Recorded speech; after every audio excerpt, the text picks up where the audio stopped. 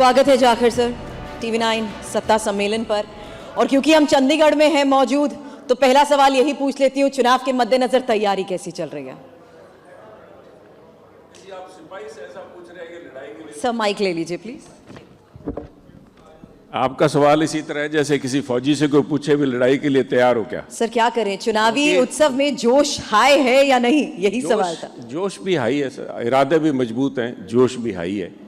और मैं समझता हूं क्योंकि ये पहली दफ़ा बीजेपी अपने दमखम पे पूरे के पूरे पंजाब की 13 सीट से लड़ने जा रही है, तो मैं समझता हूं जरूर से ज़्यादा ही जोश है। अकेले अपने दमखम पर लड़ेंगे कैसे? बिल्कुल, देखिए पंजाब जिस समय ये समझौता किया गया था 96, 97, 96, 97 में अकाली बीजेपी गठबंधन हुआ, ये कोई राजनीतिक समझौता नहीं था। ये समझौता पंजाब की यथास्थिति को सामने रख के, पंजाब काले दौर में से गुजरा था, टेररिज्म के वो आप काले दिन याद करिए। करीबन 25,000 निर्दोष पंजाबियों ने अपनी जान गंवाई उस काले दौर के अंदर।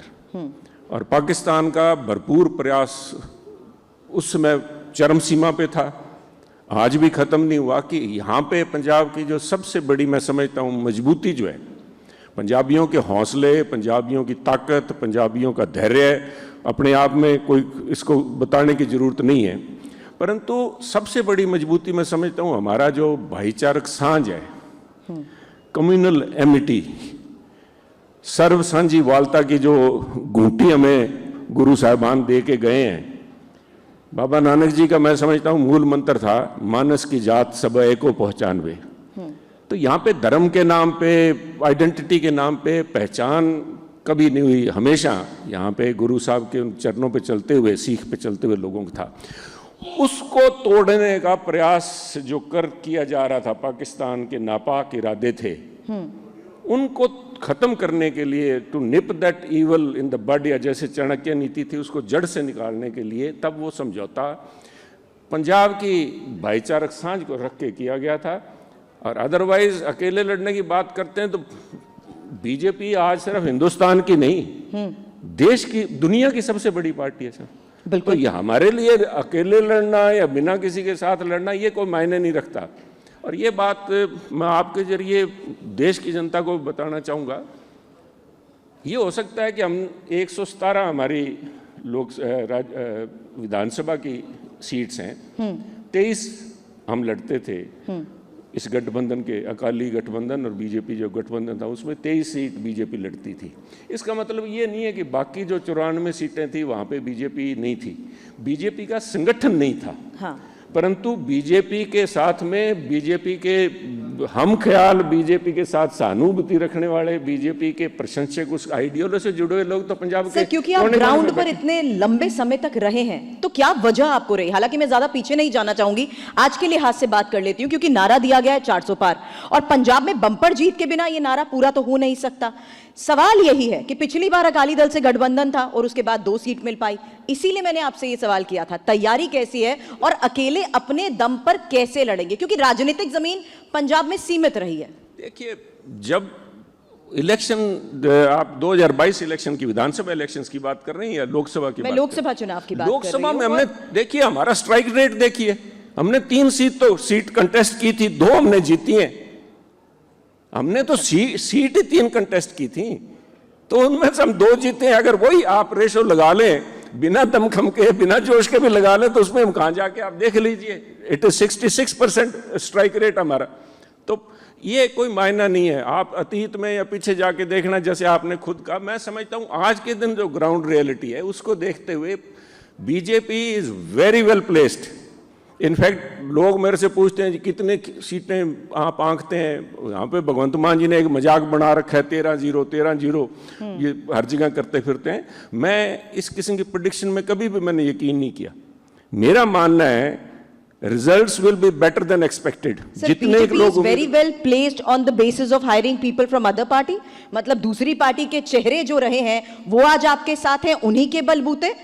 देखिए, चेहरे जो हैं, अब मैं फिर बात वही दोहराऊंगा, जैसे पहली दफा बीजेपी पूरी की 13 सीट लड़ने जा रही है, संगठन, मैंने पहले भी कहा हमारे पास संगठन नहीं है। ऐसी बात नहीं है कि हमारे पास मतदाता नहीं है, संगठन नहीं था। और मैम आप तो खुद समझते हैं, बेहतर समझते हैं, सारी दुनिया के आप विचार सुनते हैं, उनसे सवाल पूछते हैं।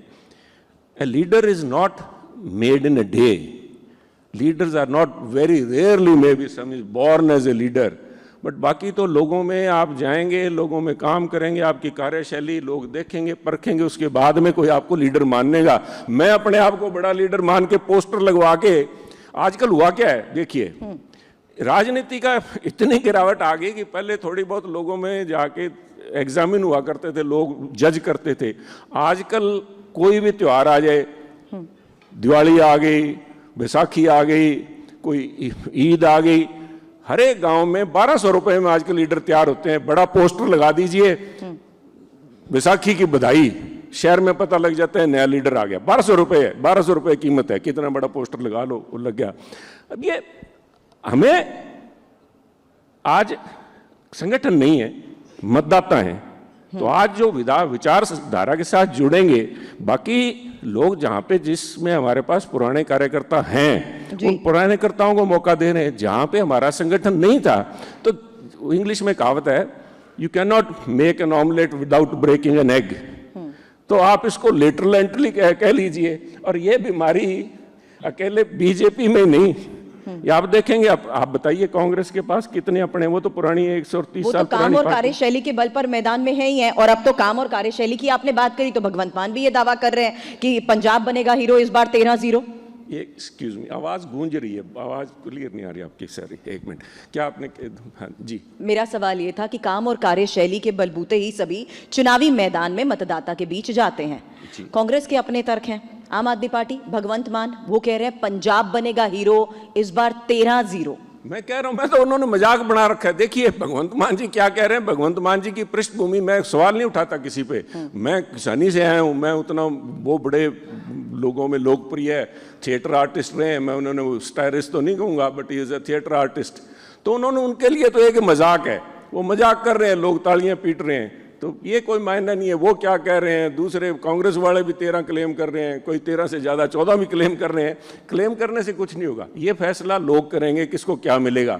आपने तैयारी की बात की, हमारी तैयारी पूरी है, पूरी डट के तैयारी कर लड़ाई लड़ेंगे। लेकिन जनता के बीच अगर वो मुद्दों के आधार पर जा रहे हैं, तो वो दावे उसी लिहाज से कर रहे हैं। कौन से मुद्दे, किस वो तो कह रहे हैं जनता के विकास के लिए सभी काम किए गए हैं, इसीलिए वो अपने काम के बलबूते कॉन्फिडेंट हैं। काम तो सभी बता रहे हैं, पर मैं पूछता हूं, भगवंत मान जी है, उनकी पार्टी तो जा रही है, कहते हैं हम संविधान बचाने जा रहे हैं। लोग पूछ रहे हैं आप अपनी जान बचाने जा रहे हो। आप देखिए दिल्ली में एक बहुत बड़ा इन्होंने प्रदर्शन किया रामलीला मैदान में, किस बात को लेके, ये कह रहे थे केजरीवाल साहब को बचाना है। बाकी जितने इनके इंडिया अलायंस के मेंबर थे और खुद कांग्रेस वालों ने, खास करके जो इनके मेन पार्टनर हैं, who is the fulcrum of this India alliance, उन्होंने कहा कि स्टेज पे अगर केजरीवाल साहब की जो तस्वीर है सलाखों वाली, वो आपने लगाई तो हम स्टेज पे नहीं आएंगे। ये हुआ ना। तो संविधान बचाने की लड़ाई नहीं लड़ी जा रही थी, वो तो अपनी अपनी जान बचाने की लड़ाई थी। सबको ईडी का भूत सता था भी किसी ना किसी तरह इकट्ठे होके बच सकते हैं, अदरवाइज बचेंगे नहीं। ये एक स्पष्ट सी बात थी। अगर संविधान की बात करते साहब, तो संविधान के ऊपर किसकी फोटो लगी है, नहीं लगी है, संविधान के मुद्दे पर तो सर मैं आऊंगी, लेकिन क्या आपको लगता है कि यहाँ पर आपकी फाइट आम आदमी पार्टी से नहीं है? कांग्रेस क्या इतनी मजबूत है कि आपको लगता है सीधा मुकाबला सिर्फ कांग्रेस से? नहीं, मैं कांग्रेस का तो नाम ही नहीं ले रहा। नहीं, क्योंकि आपने आम आदमी पार्टी को तो काम के बलबूते पूरी तरह नकार दिया ना। आम आदमी पार्टी जो लड़ रही है यहाँ पे भगवंत मान के चेहरे पर लड़ रही है। भगवंत मान जी ने जो एंटी करप्शन के नाम पे अपनी दुकान 2 साल चलाई है, मैं दुकान सॉरी बड़े सोच समझ के कह रहा हूँ, दुकान जो इसलिए कह रहा हूं कि दिल्ली में आप इनकी विधानसभा देखिए, ना तो वो उसके लिए गवर्नर से, लेफ्टिनेंट गवर्नर से परमिशन मिलते, ना ही वो प्रोरोग करते। दुकान जैसी होती है ना, शटर खोलते हैं, शटर खोल लिया, नीचे कर दिया, दुकान बना ली, चाहे शराब की दुकान जिस तरह खोल ली, चाहे जिस तरह खोल लिया वो चला रहे हैं। यहाँ पे भगवंत मान जी ने असेंबली को एक थिएटर के रूप में बना दिया। वहाँ पे जाके मजाक करते हैं, कभी ताले लेके चले जाते हैं, कभी वहाँ पे गीत सुनाने लग जाते हैं। तो इन्होंने संविधान के नाम पे मजाक बना रखा है, करप्शन की मुहिम छेड़ी थी। लोगों ने वोट दिए, 93 एमएलए जिता के 117 में से इनको भेजे, एक उम्मीद के साथ कि ये काम करेंगे। करप्शन को खत्म करेंगे, तो कहाँ गई वो करप्शन? वो मैं तो ये कह रहे पूछना हैं कि चाहता हूँ, हमारा- नहीं, क्या मैं पूछना चाहता हूँ साहब, अभी पिछले दिनों सेशन हुआ, सेशन के अंदर मंदिर बोलते हैं विधानसभा को, ये हमारा मंदिर है, संविधान का मंदिर है, वहां पे खड़े होकर अगर कोई आदमी या मुख्यमंत्री खास तौर पे बात करते हैं तो उसमें वजन होना चाहिए। इन्होंने एक ही बात कितनी दफा दोहरा दी कि तू चुप कर जा। कभी एलओपी को कहते हैं, जो हमारे लीडर ऑफ अपोजिशन उसको कहते हैं, कभी कांग्रेस के प्रधान है उनको कहते हैं कि तू परसों तेरे ते मैं केस करूंगा, तू फिर तू चुप होएगा ना तो आज तक केस हुए 2 साल में, ना ही किसी के खाते खोले गए। और वो लोग अभी इन्होंने परसों बठिंडा में प्रेस्टीज सीट है, क्योंकि सामने वो अकाली दल के जो हैं मिसेस बादल जो वो लड़ रहे हैं, उनके सामने आम आदमी पार्टी ने अपनी गवर्निंग वो बॉडी बनाई है, इलेक्शन मैनेजमेंट टीम, उसके अंदर नाम पंजाब के लोग जानते हैं, आप नहीं जानेंगे। खुद इनके एमएलए हैं जिनको भगवंत मान जी के ऑर्डर पे गिरफ्तार किया गया, एक एमएलए जिसको कोर्ट ने खारिज किया कि बिल्कुल गलत केस है, दूसरे रिश्वत लेते हुए पकड़े गए। सर वो तो कह रहे हैं ना कि हमारा ये इसके खिलाफ एक गुस्सा मिनट, ही हाँ है। हाँ बिल्कुल, पर उसी आदमी को इलेक्शन का इंचार्ज बना रहे हैं आप वहां पे। मैं लिस्ट दिखाऊंगा आपको, मैं लिस्ट दूंगा, आप अपने चैनल के माध्यम से देश की जनता को बताएं कि कितना बड़ा लोगों के साथ ये घिनौना फ्रॉड कर रहे हैं। जिस आदमी को पैसे पकड़े गए, सरपंच से 5 लाख रुपए लेते हुए गिरफ्तार हो गए, 3 महीने जेल में जाए, आज उसी आदमी को आपने इलेक्शन का इंचार्ज बना दिया। मैंने तो नहीं गिरफ्तार करवाया था कोट फत्ता जी को, अमित रतन जी हैं, इनके एमएलए हैं, सिटिंग एमएलए हैं। इन्होंने कहा कि बिल्कुल जैसे आप कह रहे हैं कि हमने अपना एमएलए भी देखो पकड़ लिया, तो आज वो दूध के धुले हो गए थे, अभी तो बेल पे ही हैं, अभी तो फैसला ही नहीं हुआ। खुद भगवंत मान जी ने कहा देखो मैंने चोर पकड़ लिया। तो वो चोर, अपने वाले चोर तो दिख रहे हैं, जिनको धमका रहे हैं आप, ईडी की दुहाई देते हैं, बीईडी से मैं डरा रहे हैं, तो आप कांग्रेस वालों को क्यों सारा दिन डरा के बिठाते हो भी मैं तुम्हारे केस खोल दूंगा, फिर खोलते नहीं। इसका मतलब है कोई ना कोई सेटिंग कर रखी है ना जी, कि आप बोलोगे तो मैं फाइल खोल दूंगा, अगर आप मेरे गुणगान गाओगे, मेरे हिसाब से टिकटों दोगे तो मैं फाइल नहीं खोलूंगा। ये इसको आप क्या बोलेंगे? Is this how corruption is to be eradicated? तो ये सवाल हैं लोगों के सामने रखे जाएंगे, क्योंकि करप्शन के हाथ डालने के लिए अंदर मजबूती चाहिए, जो इनमें नहीं है, खोखले अंदर से। ये लोग बिल्कुल खोखले हैं। जो लोग एक बदलाव का नाम लेके आए थे, आई विश आपने मेरे को बुलाया था, I don't want to get into an argument. Sanjay Singh ji बैठे थे, 1 मिनट, ये नाम लेके आए थे बदलाव का, ये बदलाव खत्म कर देंगे। क्या केजरीवाल जी के बाद में इनके पास कोई लीडर नहीं है क्या? सुनीता केजरीवाल जी क्या लगती है आम आदमी पार्टी की? क्या लगती क्या है? मैं उनसे संजय सिंह जी से पूछना चाहता था, क्या संजय सिंह जी काबिल नहीं है क्या? चलो वो तो निकल गए, हमारे पंजाब वाले राज्यसभा के मेंबर राघव चड्ढा जी, क्यों, क्या हुआ? आंख अभी ठीक नहीं हुई क्या? कहां चले गए वो लोग? और कोई लीडर नहीं है क्या? अगर सुनीता केजरीवाल जी आके, आज प्रोग्राम था सुनीता जी का यहाँ पे पंजाब में 8, 9, 10 का, कहाँ रह गई? क्योंकि अब भगवंत सर पार्टी सभी की लीडरशिप में चलती है, और हमारे सम्मेलन में ही संजय सिंह ने भी यही बात बोली कि सब सिर्फ मोदी भरोसे रह गए, इसलिए कोई काम ही नहीं करना चाहता, क्योंकि उन्हें लगता है एक ही लीडर है, एक ही चेहरा है जिसके बलबूते सब कुछ। मैं यही कहना चाहता हूं कि आपके पास अपने परिवार के अलावा केजरीवाल साहब का अपने लीडर्स पे भी यकीन नहीं है क्या? कोई तो लीडर कामयाब होगा, या सिर्फ केजरीवाल साहब? यहाँ अभी मैंने आपसे शुरुआत में भी बात करी सर, फेस क्राइसिस और कोई लीडर बीजेपी के पास नहीं है, ये आरोप तो बीजेपी पर भी लगते हैं, इसीलिए बाहर दूसरी पार्टी के नेता आपके साथ जोड़ते हुए अपने रिश्तेदार तो नहीं लेके ला के बिठाए उन्होंने। वही तो मैं कह रहा हूं भी आप किसी ने पार्टी में स्टार प्रचारक तो हर पार्टी में होते हैं ना जी, स्टार प्रचारक तो हर पार्टी में होते हैं। अब उन्होंने स्टार प्रचारक उन्हें बना रखा है, तो उसमें गलत क्या है? सुनीता केजरीवाल अगर आज जा रही हैं, मैं पूछ रहा हूं सुनीता जी का आम आदमी पार्टी में क्या कंट्रीब्यूशन है other than being wife of Kejriwal साहब? क्या कंट्रीब्यूशन? वो तो कह रही है कि मैं केजरीवाल का मैसेज लेकर जा रही हूं। मैं बहस करने के लिए नहीं है, मैं लोगों ने इस पे फैसला कर रहे हैं, मैं आपसे किस बात की बहस कर रहा हूं? मैं कर रहा हूं कि इन्होंने जो वॉलंटियर्स थे, जिन्होंने लड़ाई लड़ी, जो रामलीला मैदान में इकट्ठे हुए, चाहे इनके लीडर तो वहां पे भाग गए, उस समय कोई औरतों के कपड़े पहन के भाग गया, कोई कुछ भाग गया। अब ये जो वॉलंटियर्स हैं, अन्ना हजारे जी को छोड़ आए, भूषण जी को छोड़ आए, कुमार विश्वास जी को छोड़ आए, अब एक सुनीता जी बची है इनके पास में। सर मैं बहस नहीं कर रही, लेकिन सिर्फ इतना कह रही हूं, सुनीता केजरीवाल जब पहली बार मंच पर आई तो उन्होंने इतना कहा कि मैं अरविंद केजरीवाल का संदेश लेकर आई हूं, और अब मैं जब जब आपके सामने खड़ी होंगी, जो अरविंद केजरीवाल आप लोगों के लिए सोचते हैं उसी आधार पर बात करूंगी। देखिए, मेरा कहने का भाव है कि सुनीता केजरीवाल जी ही लीडर बची हैं क्या? इनके पास में कोई और संदेश नहीं बोल सकते थे? भगवंत मान जी नहीं कैरी कर सकते क्या? जब तक ये बदलाव के नाम पे फ्रॉड कर रहे हैं, मेरा कहने का भाव इतना ही है, वो उनको सुनीता जी मुबारक हो, पर सवाल लोग पूछते हैं, पंजाब के लोग सवाल पूछते हैं कि हमने जो यहाँ से चुन के राज्यसभा के मेंबर भेजे हैं वो कहाँ पे हैं जी। उनका जवाब आज भी इनके पास नहीं है।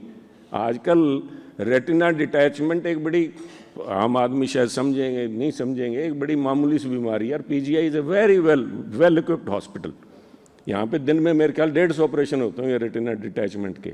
तो एक गरीब पार्टी के आम आदमी रेटिना डिटैचमेंट का ऑपरेशन कराने के लिए वहाँ जाते हैं, जब यहाँ पे केजरीवाल साहब अंदर हैं, सारा देश इकट्ठा हो रहा है, कह रहे हैं इकट्ठा होकर उनके लिए संविधान बचाने की लड़ाई लड़ रहे हैं, तो कुछ उनकी आज वो कमी जो है खलग रही है। चलो उनका तो रेटिना डिटैच हुआ, ठीक है, बाकी जो 7-8 और हैं हमारे राज्यसभा मेंबर, वो कहाँ गायब हो गए? कहीं ना कहीं जो ये बदलाव इन्होंने बेचना चाहा था, वो बदलाव खुद उनके अपने लीडर वो महसूस कर रहे हैं भी ये हमारे साथ फ्रॉड हुआ है, तो इसलिए वो लोग आज घर बैठे हैं। तो ये किस बदलाव को लेके भगवंत मान जी आगे बढ़ रहे हैं? अपनी बात पे पैरा देते, लोगों ने शायद दोबारा मौका दे देते इनको कि मैं करप्शन के पीछे पड़ा हूँ, इर्रिस्पेक्टिव चाहे मेरी पार्टी में, चाहे कांग्रेस में है, चाहे कहीं भी है। पर इन्होंने तो पिक एंड चूज की पॉलिसी है। अगर बीजेपी के ऊपर इल्जाम लगता है कि ईडी इस्तेमाल कर रहे हैं, तो यहाँ पे ये विजिलेंस इस्तेमाल कर रहे हैं। ये विजिलेंस का खौफ दिखा के आपने, सॉरी सवाल अपने digress from the main issue, आपने कहा था भी आप कांग्रेस को मेन मानते हो। कांग्रेस को मैं इसलिए गिनती में नहीं मानता। आप मेरे से पूछते ना कि कितने कॉर्नर्ड कंटेस्ट है, तो मैं कहूंगा is the 3 cornered contest, because Congress इस लड़ाई में नहीं है। कांग्रेस हैज फेल्ड मिजरेबली और totally absolutely in performing the role of opposition.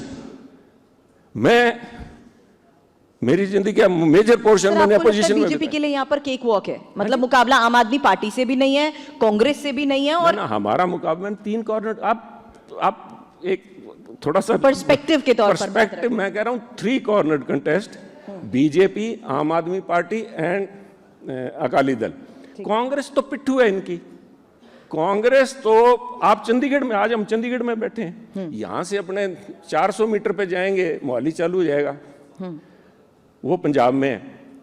Devendra Yadav ji Punjab के इंचार्ज हैं। आज आपने फोटो देखी होगी, आज वो कांग्रेस के पुराने महारथी हमारे लुधियाना से जस्सी खंगूरा जी, वो कांग्रेस छोड़ के आम आदमी पार्टी में चले गए थे।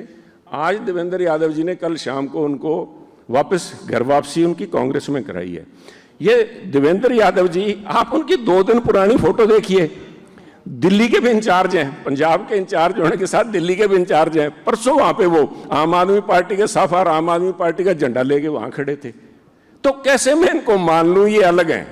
ठीक है। और अपोजिशन का रोल निभाने के लिए मैंने आपसे जैसे कहा कि मैंने अपनी जिंदगी का मेजर पोर्शन राजनीतिक जीवन जो है अपोजिशन में बिताया है, चाहे हमारे नंबर थोड़े थे या ज्यादा थे। आज तक ऐसी नौबत नहीं है। और देवर बादल साहब एज ए टावरिंग पर्सनैलिटी, हमारे चाहे राजनीतिक विरोध थे, but he is one of the most I think recognised leader, 5 दफा मुख्यमंत्री रहे जी। आज तक ऐसी नौबत नहीं है भी खड़े होकर कह दें भी तुम मेरी आंख में आंख डाल के बात करके दिखाओ और अपोजिशन नीचे मुंह डाल ले। और यहाँ पे तो भगवंत मान जी रोज चुप करा देते हैं उनको, चुप कर वरना मैं फाइल खोल लूंगा, और वो सारे के सारे बैठ के जी सर। अब मुद्दों पर भी आते हैं। तो मैं इसीलिए कह रहा हूं कि जो लोग पिट्ठू हैं, मेरी लोगों से अपील है, वोट खराब मत करें। ठीक है, वोट खराब मत करें। आपने देना है तो फिर वाय कांग्रेस के जाना तो उनके पास ही है, भगवंत मान जी के पास में, तो फिर अपने हिसाब से देख के वोट डालें। 3 कॉर्नर कंटेस्ट है। Congress is nowhere, Congress has forfeited its right to be recognized as a national party the way they are behaving. खड़गे साहब एक नेशनल पार्टी के प्रधान हैं जी, 130 साल पुरानी पार्टी है, और वो खड़े होकर स्टेज पे दिल्ली उसी मंच पे कह रहे हैं कि मैं भगवंत मान जी से दरखास्त करूंगा कि हम पंजाब में भी मिलजुल के काम करें। वो तो दे आर बेगिंग, घुटने टेक दिए आपने। ये कांग्रेस पार्टी आज, मैं छोड़ आया कांग्रेस को, 50 साल मैंने कांग्रेस पार्टी में बिताए हैं। आई फील इंसल्टेड दो I am sitting on the side, अब उनके सामने बैठा हूं, पर महसूस होता है 50 साल के बाद एक कांग्रेस पार्टी कल की आई, जॉनी कम लेटली भगवंत मान जी से खड़गे साहब अपील कर रहे हैं कि आओ जी हम इकट्ठे मिलकर काम करें। और यही बड़ी वजह रही है कि पार्टी में इतना असंतोष रहा है। हालांकि उसको लेकर उनसे सवाल जरूर करूंगी, लेकिन अब मैं पंजाब के मुद्दों और खासकर किसानों को लेकर बात कर लेती हूं, क्योंकि एक नैरेटिव सेट करने की कोशिश होती है कि बीजेपी किसान विरोधी पार्टी है। नैरेटिव देखिए, नैरेटिव ऐसे ही नहीं बना। नैरेटिव चालू हुआ जब 3 कानून लेके आए, किसानी कानून जब लेके आए गए तो उसका विरोध हुआ, और उस विरोध के चलते वो किसानी कानून वापस लेने पड़े। खुद प्रधानमंत्री ने कहा कि मैं लोगों को ये अपनी बात समझा नहीं पाया और मैं इसकी, उन्होंने अपनी गलती स्वीकार करते हुए कानून वापस लिए। तो उसके बाद मैं समझता हूँ रियलाइजेशन शुड हैव बीन, अब ये इस बात को आज भी वही लकीर हम पीटे जा रहे हैं, तो वो मैं नहीं समझता। किसानों की बात करूं तो वो तो साफ तौर पर कहते हैं कि जिस पार्टी ने हमें दिल्ली जाने से रोका, जिन्होंने आंसू गैस के गोले छोड़े, लाठियां चलाई, वो हमारी हमदर्द भी कैसे हो सकती है? देखिए, एक मिनट का किसी को किसान जो हैं, अब 14 मई को जाके किसान दिल्ली के रामलीला मैदान में जाके मीटिंग करके आए हैं, नहीं करके आए? आपको शायद ध्यान नहीं है। सारी 30 तारीख, ये 14 तारीख मई को अप्रैल, सॉरी अप्रैल में वहां जाके इन्होंने कहा कि हमने मीटिंग करनी है। आप मीटिंग करिए, उन्होंने कहा आप ट्रैक्टर लेके बख्तरबंद ट्रैक्टर बना के ना आइए, तो उसमें क्या प्रॉब्लम थी? वहां जाके मीटिंग की गई। ठीक है, सरकार ने कोशिश की। देखिए, कोई जिम्मेवारी नहीं लेता इसमें। मैं भी अपने आप को किसान कह के शामिल हो सकता हूँ। किसानों की आड़ में जाके हर किस्म के लोग हैं। ये जब वहाँ पे लाल किला के ऊपर जब फंक्शन हुआ, उस फंक्शन के दौरान कुछ लोग वहाँ चढ़ गए जहाँ के लाल किले के ऊपर, तब खुद किसान नेताओं ने कहा था कि ये लोग हमारे नहीं हैं। इनको निकाला गया वहाँ से, उनको स्टेज से बाहर अलग किया गया। कौन जिम्मेवारी लेगा उसकी कि कल कोई ऐसी घटना ना हो? कोई लेगा? कौन चाहेगा कि कोई किसान नेता भी नहीं चाहेगा कि इस किस्म की घटना हो। तो इन बातों के लिए सरकार को इंतजाम करना पड़ता है, परंतु अगर आप अपनी बात करना चाहते हैं तो उसके लिए दरवाजे खुले हैं। उन्होंने कहा आप हमें फंक्शन पर वहाँ पे मीटिंग करने के लिए इजाज़त दो, आप मीटिंग कर ले जाओ। खुद कृषि मंत्री यहाँ पे आके 3 मीटिंग्स करके गए हैं। खुद यहाँ पे आके मुंडा जी आए, यहाँ पे साथ में पीयूष गोयल थे, 3 मंत्री यहाँ पे आए, बैठ के बातचीत हुई। बातचीत सिरे चढ़ी नहीं चढ़ी, क्योंकि मेरा आज भी मानना है किसान की समस्या है जी। इसमें आज किसी को कोई इस बात को अपनी आंखों से ओझल नहीं कर सकता। बिल्कुल। और अकेली पंजाब में नहीं है, हिंदुस्तान में नहीं है, पूरे दुनिया के अंदर आज किसान सड़कों पे उतरा हुआ है। बिकॉज किसान आज बहुत से ऐसे कारण हैं जिनकी वजह से किसान आज दुविधा में है और उसको मदद की ज़रूरत है। परंतु इस समस्या का हल बातचीत से ही निकलेगा। और मेरी कल भी मैं यही बेनती करके हटा हूँ, आज भी कर रहा हूँ जी। वो जो 3 कानूनों के खिलाफ संघर्ष बना, एक मुहिम चली, उसकी सफलता का सबसे बड़ा कारण था सारों का सहयोग, हर एक वर्ग का सहयोग उसमें था जी। चाहे वो मजदूर था, चाहे वो व्यापारी था, चाहे वो दुकानदार था, चाहे वो आड़तिया था, चाहे जिसने सरकारी कर्मचारी था, सब लोग जुड़े हुए थे जी। सारे किसान संस्थाएं इकट्ठी थीं। कुछ चंद 1-2 थी जिनको उन्होंने रेस्टिकेट किया था, अभी आप हमारी मंच पे ना आया करो, बट 90% जुड़े हुए थे। और तीसरा मेन कारण वो शांतिपूर्वक था। शांतिपूर्वक, ये 3 फैक्टर जब हैं तो मसले का हल भी हुआ। परंतु अगर आप इन 3 फैक्टर्स को लेकर इतने ही कॉन्फिडेंट हैं और जिस तरीके से समस्या के हल की आप बात कर रहे हैं, भरोसा लोग चाहते हैं, मुद्दों के आधार पर लोग चुनाव के मद्देनजर भरोसा पार्टियों पर करते हैं, और अब देखना यही होगा कि पंजाब में आखिर किस पर वो भरोसा जता पाते हैं। फिलहाल सुनील जी, आप हमारे साथ आज इस मंच पर आए, बहुत बहुत शुक्रिया। Thank you so much.